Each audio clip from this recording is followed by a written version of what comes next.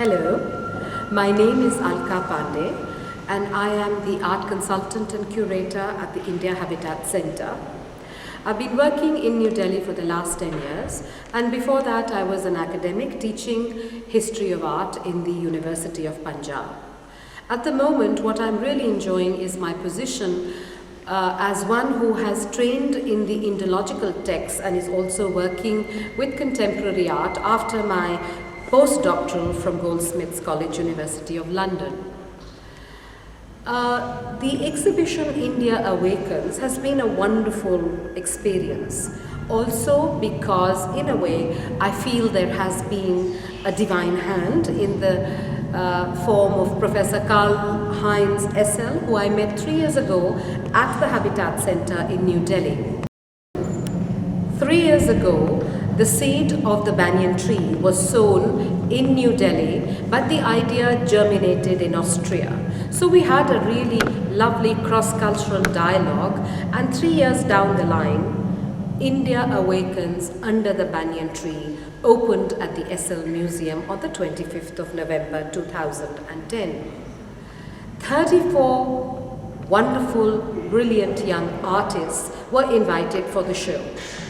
They were not the usual suspects which have been seen the world over for the last 4 years, because thanks to the confidence placed by Professor Essel on my selection, I chose the work of the artists based on the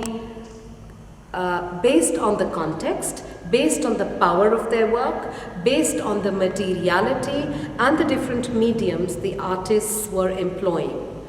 I also chose them geographically. They were from different parts of the land, because the idea behind the show is to show the cultural diversity and the plural culture of India. I, at this point, would love to take this quote from Mark Twain, which for me symbolizes what India is today. India is the cradle of the human race, the birthplace of human speech, the mother of history, the grandmother of legend, and the great-great-grandmother of tradition. Our most valuable and most instructive materials in the history of man are treasured up in India only.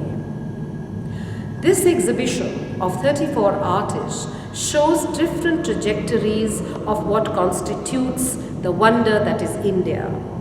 At one level, we have artists who are rooted very strongly in the traditional concepts of India. There are myths and stories and legends which you see in this exhibition. There are also artists who are well-traveled, and they could be at home anywhere in the world. There are artists who have only looked at materiality. There are artists who have looked at their genealogies. There are artists who have looked at concepts. So the entire concept, literally like Akbar held, the Mughal emperor Akbar, who held the globe in his hand, which talked of a world faith. I am bringing India's great valuable concepts and universal ideas of love, spirituality, politics, and the many Indias in this exhibition. I hope you will enjoy this exhibition as much as I enjoyed making the exhibition, and as much as Professor Essel has enjoyed hosting it at the Essel Museum.